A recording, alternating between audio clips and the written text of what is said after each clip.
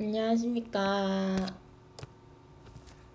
오늘은 한식조리 기말고사 정리를 좀 해주겠습니다. 그래서 요약 정리해주는 내용들만 보지 말고, 일단 선생님이 그 중에서도 범위가 내용이 광범위하기 때문에 중요하다고 했던 부분들도 상당히 많기 때문에 그 부분들 위주로 한 번 더 찍어줄게요. 자, 일단 첫 번째입니다. 첫 번째는 우리 지금 여기 뭐 다지기, 막대썰기, 골패썰기, 나박썰기, 특히 골패썰기 같은 경우에는 같이 이거 해봤죠. 근데 선생님이 골패썰기가 나박썰기와의 차이가 뭐라 그랬어요?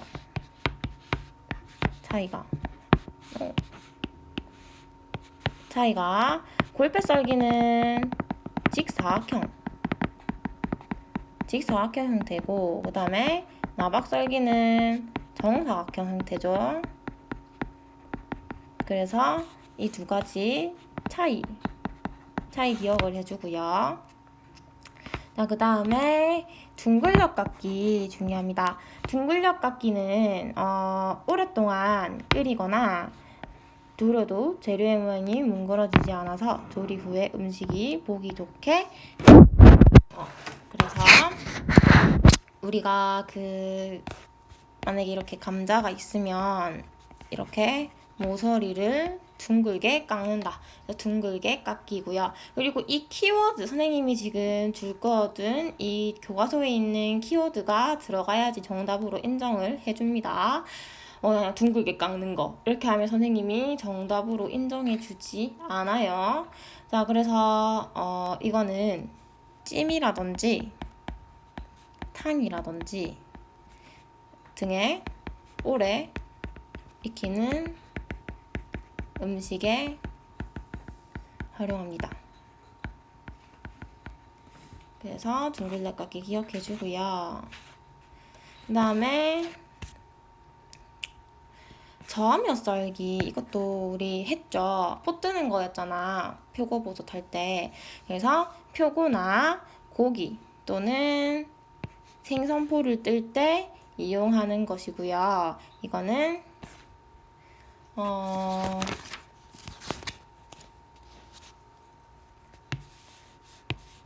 추가적으로 필기하면은 칼로 얄팍하게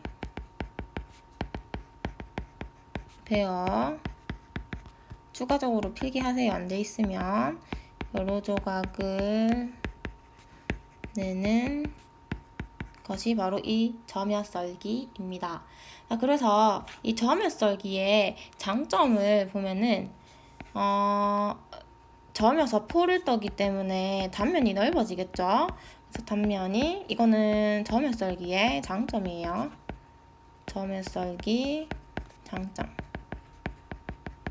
단면이 넓어져서 쌤이 지금 필기하는 거 다 중요합니다. 양념이 잘 배인다는 장점이 있습니다.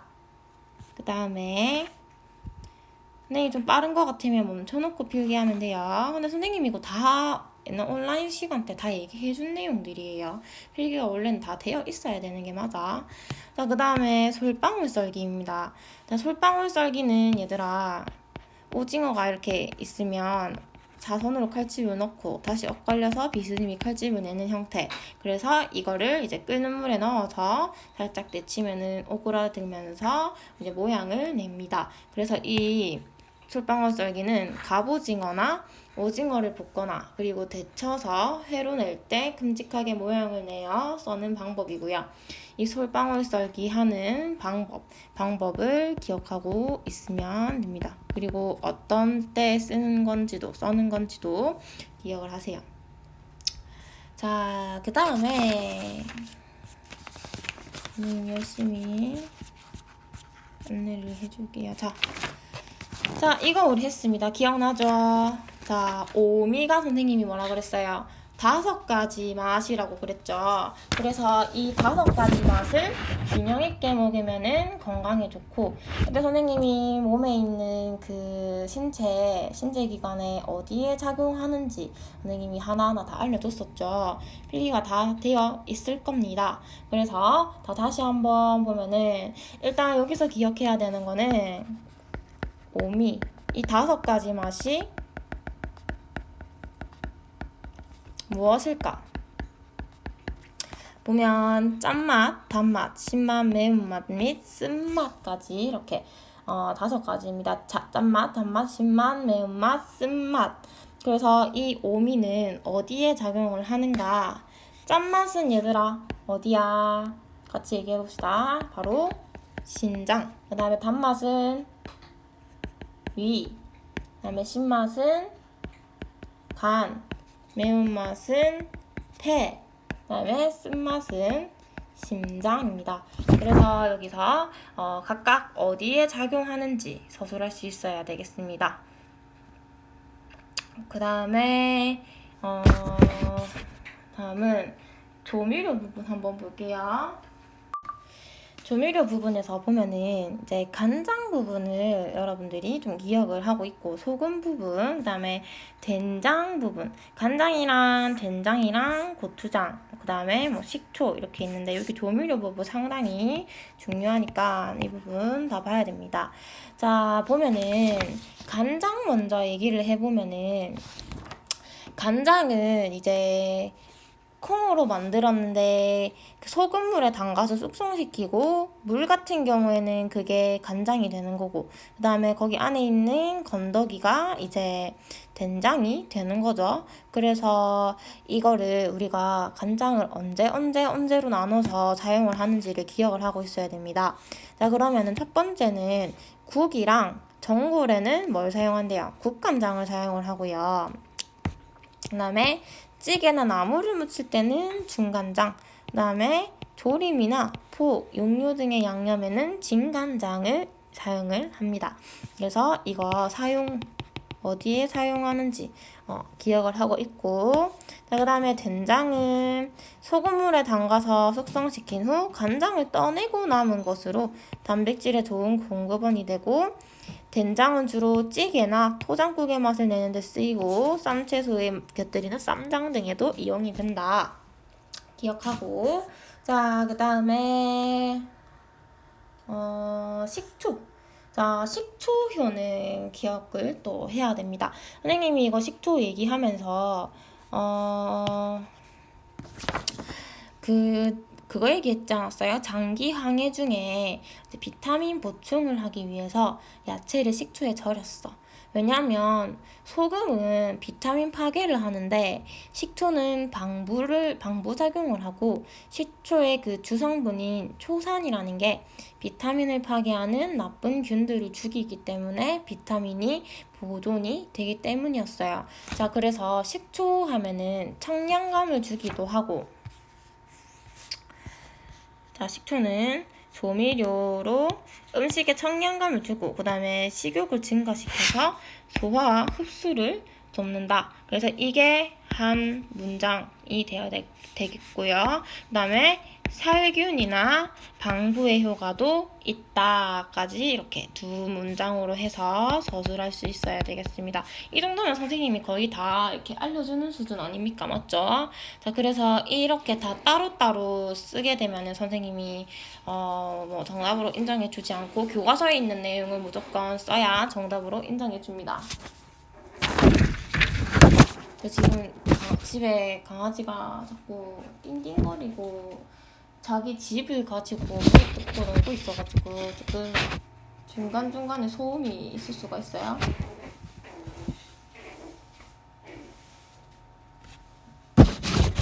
미안해요. 자, 그 다음에 고춧가루의 활용 방법을 한번 볼 건데요. 자, 여기 뒤에 넘어가서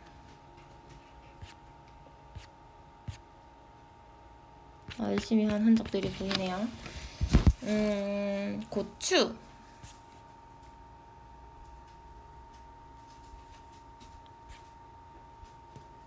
여기 고추 있네요. 자, 고추 부분 보면은 이제 고추의 활용 방법. 그래서 굵은 고춧가루는 김치에 적당하고, 그 다음에 중간 고춧가루는 김치와 깍두기, 그리고 고운 고춧가루는 고추장이나 일반 조미용으로 적당하다 기억해주고요. 자, 그 다음에 마늘 하면 선생님이 매운맛 성분 이런 뭐라 했어요? 알리신이라고 했죠. 그다음 마늘의 매운맛 성분은 알리신 성분인 거 기억하고, 그 다음에 후추의 매운맛 성분은 채비신이다. 그래서 이거 구분해가지고 기억을 하고 있고요.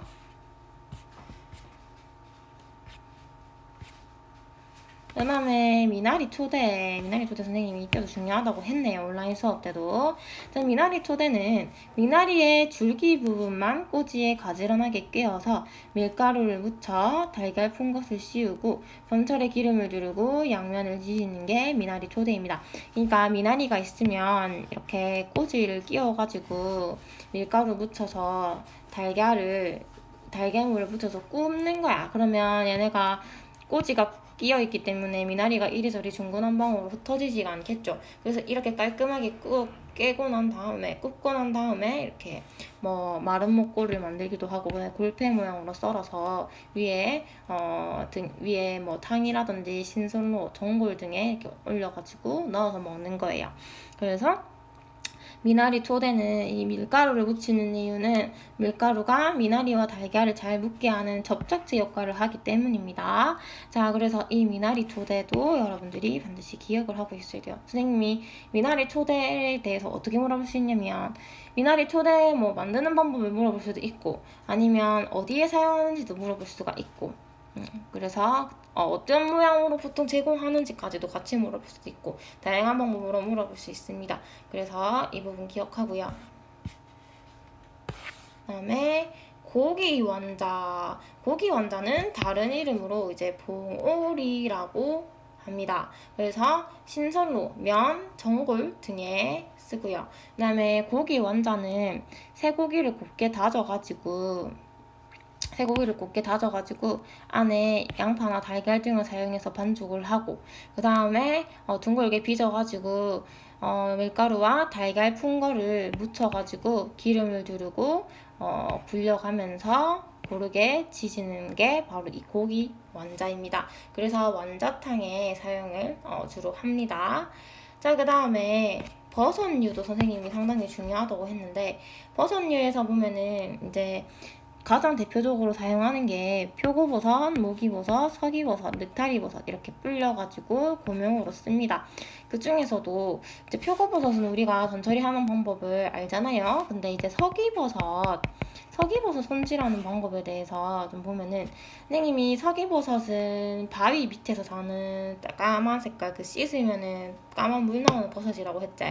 그래서 이거는 이끼를 비벼가지고 씻은 후에 이제 그 안에 돌기 부분을 좀 떼어내고 물기를 닦아가지고 채 썰어서 소금과 참기름으로 양념해서 볶아서 사용을 합니다. 여기 지금 적혀있는 이 부분이에요. 서기버섯은 이끼를 비벼 씻은 후 돌기를 떼어내고 물기를 닦아서 채를 써는데, 많이 흩어질 수 있기 때문에 동그랗게 말아가지고 채 썰어서 소금 참기름으로 양념해서 볶아서 사용한다. 이 부분을 기억을 합니다. 오, 너무 엉망이네요. 맞죠? 자, 잠깐만. 자, 버섯 부분은 서기버섯 손질하는 방법 기억. 이 부분 뭐 똑같이 다시 해도 엉망이긴 한데, 자, 그 다음에 서기버섯 손질까지 갔고, 자, 호두 손질하는 방법도 좀 볼 건데요. 자, 호두 손질하는 방법은, 이거는 이제 전처리를 어떻게 하냐면, 반으로 호두를 잘라가지고 더운 물에다가 잠시 넣어서 불려. 그 다음에 꼬지로 속껍질을 벗깁니다. 그러면은 안에 껍질이 벗겨져 이쑤시개 같은 걸로 하면은, 그 다음에 찜이나 뭐 신선로, 전골 등의 고명으로 사용을 합니다. 자, 그 다음에 잣인데요. 잣은 되도록이면 굵고 그 다음에 통통하고 기름이 겉으로 배이지 않고 보송보송한 것이 좋습니다. 그래서 이것도 기억을 해야 됩니다. 어떤 잣이 좋은지 물어볼 수 있어요. 그 다음에 사용하는 방법도 이제 조금씩 다르게 낼 수가 있는데, 잣은 뾰족한 한쪽에 고가를 떼어낸 후에, 고가리 밑에 있는 거 떼어낸 후에 통째로 쓰거나, 그 다음에 길이 방향으로 반으로 갈라서 이름이 뭐라고? 비늘잣으로 하거나 아니면 다져가지고 잣가루로 해서 쓰기도 합니다. 그래서 여기서 기억해야 되는 것은 어떤 잣이 좋은지, 그 다음에 잣 사용하는 방법, 이렇게 기억합니다. 자, 기말고사이기 때문에 분량이 상당히 많죠. 자, 그 다음에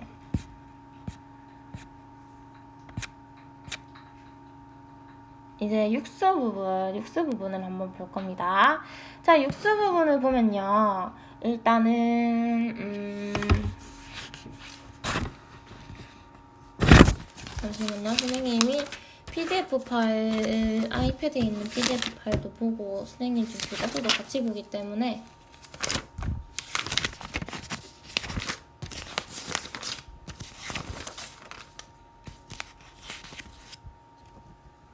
자, 여기서 지금 이 한식 기본 육수 준비 이 페이지에서 선생님이 상당히 많은 얘기들을 해줬었어요.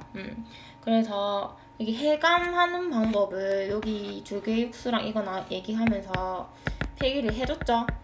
해감하는 방법 뭐였습니까? 자, 조개를 찬물에 담가서 굵은 소금 2큰술 정도 물에 불어요. 왜 넣는다 그랬어요? 바다의 환경을 제공을 해주기 위해서, 맞죠? 그 다음에 두 번째는 까만 비닐을 씌우거나 뚜껑을 덮고 2시간 정도 두면은 깨끗하게 해감이 되고 불순물 제거가 가능해진다. 그래서 이렇게 조개 해감하는 방법, 선생님이 따로 그거는 길기 때문에 필기 안 해줄게요. 이미 다 했던 걸로 알고 있습니다. 자, 그 다음에 조개 해감 시 까만 비닐을 사용하는 이유는 조개들은 갯벌에 살기 때문에 환경을 갯벌처럼 어둡게 만들어주기 위해서입니다. 맞죠? 기억 다 나도 들으니까. 자, 그 다음에 좋은 표고는 버섯살이 두껍고 향이 좋은 거. 좋은 표고는 버섯살이 두껍고 향이 좋은 거. 그 다음에 육수를 조리할 때 주의사항을 좀 볼게요.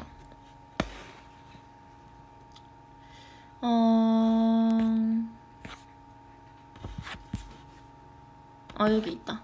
육수 조리 시 주의사항 기억해야 됩니다. 일단 육수통의 선택은 육수를 끓일 때 가장 좋은 통은 바닥이 넓고 두꺼운 알루미늄 통, 그 다음에 스테인리스 통의 경우에는 국물이 잘 우려지지 않는 거. 근데 이거는 육수통의 선택은 그렇다 쳐도 이제 중요한 거는 찬물로 끓여야 돼. 그래서 처음부터 찬물에 넣고 끓여야 맛있는 성분의 용출이 쉽기 때문에 맛있는 성분의 용출이 쉽기 때문에 찬물로 끓여야 돼요. 그래서 육수 낼 때는 무조건 찬물에서부터 끓이는 거라고 했잖아요. 자, 그 다음에 끓인 육수는 면포에 걸러서 맑게 만든 후에 이제 사용을 합니다. 그래서 흔적해지지 않도록 방지를 해야 되고, 그래서 육수 조리 주의사항, 거품의 불순물 제거 부분까지 여러분들이 기억을 하고 있으세요. 할 거 너무 많지 얘들아. 지금 머리가 아프지? 잘 따라오고 있지요? 자, 이제 거의 다 왔습니다. 자, 그 다음에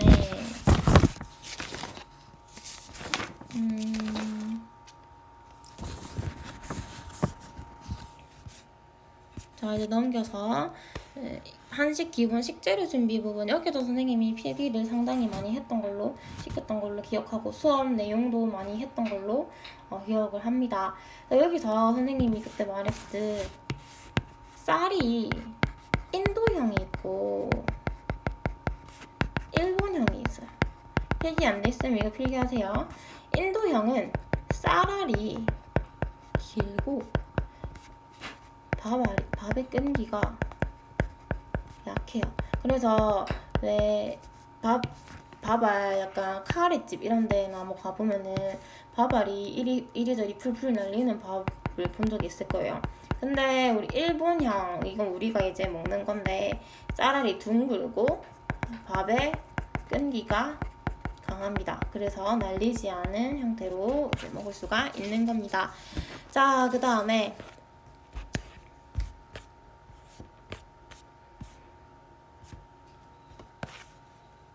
팥. 자, 팥은 얘들아 보면은 단백질이 약 20% 함유, 그 다음에 탄수화물이 약 50% 함유가 되어 있고요. 사포닌이라는 게 함유가 되어 있는데 이거는 기포성이 있기 때문에 팥을 삶게 되면 거품이 생겨요. 그래서 거품이 생기고 장을 자극하는 성질이 있어서 과식하면 이 설사의 원인이 됩니다. 그래서 이 팥 기억해주고, 자, 그 다음에 감자. 자, 감자도 선생님이 점질 감자와 분질 감자를 설명을 해줬습니다.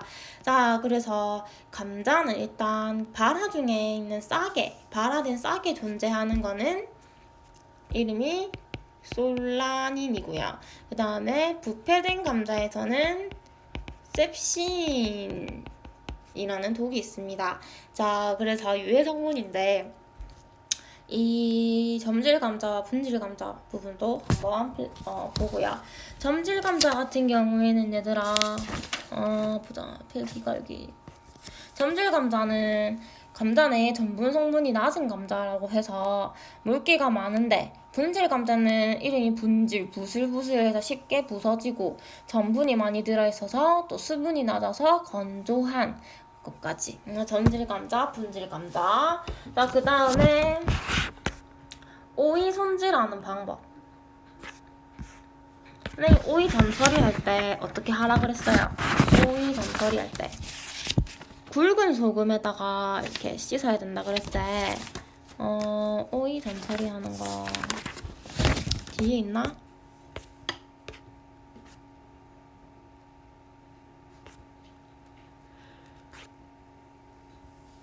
여기 있다. 오이는 겉면을 굵은 소금으로 문지른다. 그래서 이 오이 전 처리하는 방법 기억하고요. 손질하는 방법. 자, 그 다음에 새우 손질하는 방법. 보면 새우는 내장이 등 쪽에 있어요. 이렇게 새우가 이렇게 있으면 이 등에 있거든요. 그래서 이 마디가 있잖아요, 새우가. 근데 여기다가 사이에 꼬지를 끼워가지고 이쑤시개를 꽂아가지고 실 같은 내장을 빼줍니다. 그 다음에 이 상태에서 이제 넣어버리면은 애가 바로 휘기 때문에 휘지 않도록 수축하는 것도 방지하고 하기 위해서 이 배 쪽에 잔 칼집을 이렇게 넣어요. 그러면 이 상태에서 튀기게 되면은 길게 모양 그대로 튀길 수가 있겠죠. 뭐 튀기거나 할 때. 그래서 튀길 때는 꼬리 가운데 있는 뾰족한 물주머니, 꼬리가 이렇게 있으면 여기 뭐가 이렇게 있어요. 근데 이게 물주머니거든. 그래서 그거를 제거를 하면은 기름이 튀는 걸 방지를 할 수 있어. 왜냐면 기름에 물이 들어가면은 기름이 튀잖아요. 그래서 물주머니가 기름이 튈 수가 있어. 그래서 기름 튀는 걸 방지하기 위해서 이 물주머니를 제거를 해줘야 됩니다. 그래서 이거 새우 손질 방법까지. 자, 그러면 이제 여기까지 했고, 이제 우리가 진도 나가지 않은 부분까지 같이 해가지고 시험 문제 거기까지 낼 겁니다. 자, 뒤에 어디를 선생님이 낼 거냐면 계량하는 방법입니다. 자, 수업 한번 해볼게요.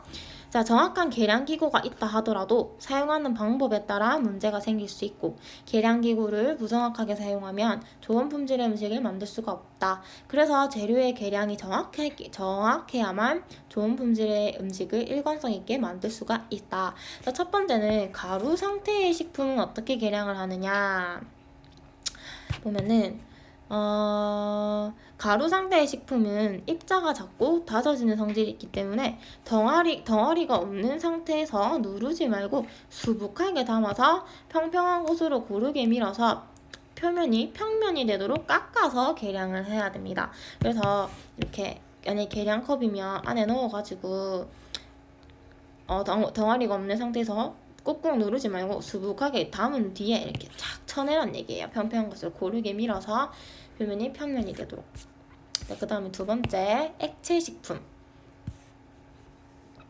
이거는 액체 그 계량 컵이나 계량 스푼에 가득 채워가지고 계량하거나 아니면 평평한 곳에 놓고 눈높이에서 보아 눈금과 액체의 표면 아랫부분을 눈과 같은 높이로 맞추어서 읽어야 됩니다. 눈높이로 봤을 때 눈금이 있고 그 다음에 액체 표면의 아랫부분을 눈과 같은 높이로 맞추어서 읽어야 됩니다. 그 다음에 선생님이 똑같은 말 자꾸 반복을 좀 전에 했네요. 약간 말을 지금 계속하고 혼자 하고 있어가지고 정신이 혼미해지고 있어. 자, 그 다음에 고체식품은 고체지방이나 다진 고기 등의 고체식품 같은 경우에는 계량 컵이나 계량 스푼에 빈 공간이 없도록 가득 채워야 돼. 왜냐면 이게 있는데 만약에 버터가 있는데 이렇게 생긴 버터야. 그리고 막 이렇게 생긴 버터면 이 공간이 남겠지. 그러면은 정확히 계량할 수가 없잖아. 그렇기 때문에 가득 담아서 빈 공간이 없도록 가득 채워서 표면을 평면이 되도록 깎아서 계량을 합니다. 그 다음에 알갱이 상태의 식품도 가득 담아서 살짝 흔들어가지고 팥 같은 경우에 짜잘하니까 그 사이에 공간이 있을 수 있잖아. 그래서 공급을 메운 뒤에 표면을 평면이 되도록 깎아서 계량해야 됩니다. 그래서 여기까지 해서 선생님이 기말고사 내용들을 다 알려줬습니다.